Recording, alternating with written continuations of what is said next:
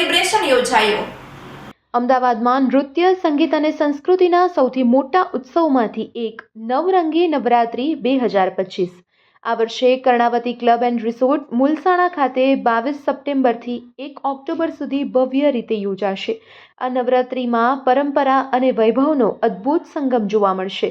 આ ભવ્ય ગરબા આયોજનના અનુસંધાને 9મી સપ્ટેમ્બરના રોજ અમદાવાદમાં કર્ણાવતી ક્લબ ખાતે પ્રી નવરાત્રિ સેલિબ્રેશનનું આયોજન કરવામાં આવ્યું હતું।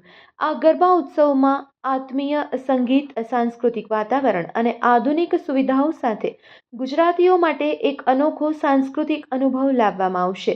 લિક્સી બિહાઇન્ડ ધ લાઇટ્સની ભાવના સાથે આ મહોત્સવ વૈશ્વિક ઉજવણીની ઝલકને ગુજરાતી મૂળ સુધી લઈ આવે છે।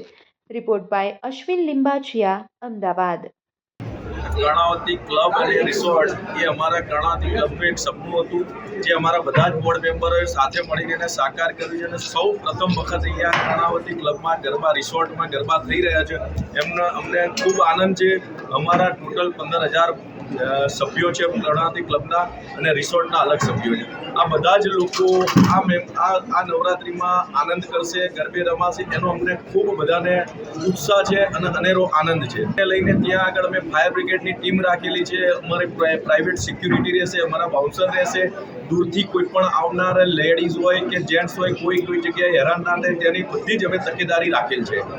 ખાસ કરીને કયા કલાકારો? અમે ડોક્ટરની બી એક ટીમ સાથે રાખેલી છે કે કોઈને કંઈક એવું પ્રોબ્લેમ થાય તો તાત્કાલિક એને સારવાર મળી રહે। કર્ણાવતી ક્લબ દ્વારા અમે હમણાં જેમ આ કેતનભાઈ પટેલ અમારા અહીંયા મેન મુખ્ય આયોજક છે ત્યાંના કર્ણાવતી ક્લબના અને રિસોર્ટના, ત્યાં નવરાત્રિના 9 દિવસ એમના સાથે જ રમવાની છે અને એ પોતે એટલી સરસ રીતે આયોજક કરે છે, વર્ષો જૂના એ અનુભવી છે અને 9 દિવસ અને 10 દિવસના બધા જ જુદા જુદા સારામાં સારા નામચીન ગરબા ગાનારા એમને બધાને ગાયકો સિલેક્ટ કરેલા છે અને ખૂબ સારી રીતે ગરબાનું આયોજન થવાનું છે। નવરાત્રિ તો કેટલી એક માતાજીનો પર્વ ઉજવવાની એક તહેવાર છે, તો નવરાત્રિમાં તો આપણે હંમેશા કંઈક નવું જોઈશું। આ વખતે અમારે નવરાત્રિમાં ડેકોરેશનનું એક નવી થીમ હશે અને સાથે સાથે બધી સેફટી અને સુવિધાઓની તાકીદારી અમે રાખવાના છે।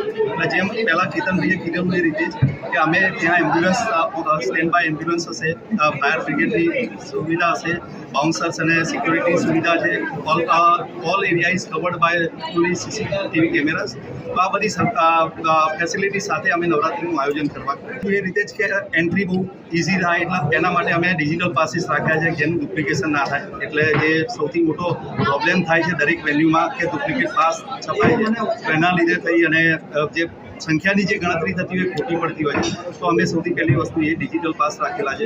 અને એ સિવાય અમારું ગ્રાઉન્ડ, જેમ વાત થઈ એશિયાની બિગેસ્ટ ક્લબ અને રિસોર્ટ છે, તો બિગેસ્ટ ગ્રાઉન્ડ છે, તો જ્યાં પૂરી નેચરલ લોન છે અને ફૂલ લાઈક કીધું એ પ્રમાણે સિક્યોરિટી સાથે અમે ત્યાં ગ્રાઉન્ડમાં વ્યવસ્થા કરેલી છે। સારી સાઉન્ડ સિસ્ટમનો યુઝ કર્યો છે, nice and new theme decor છે આ વખતે અમારું।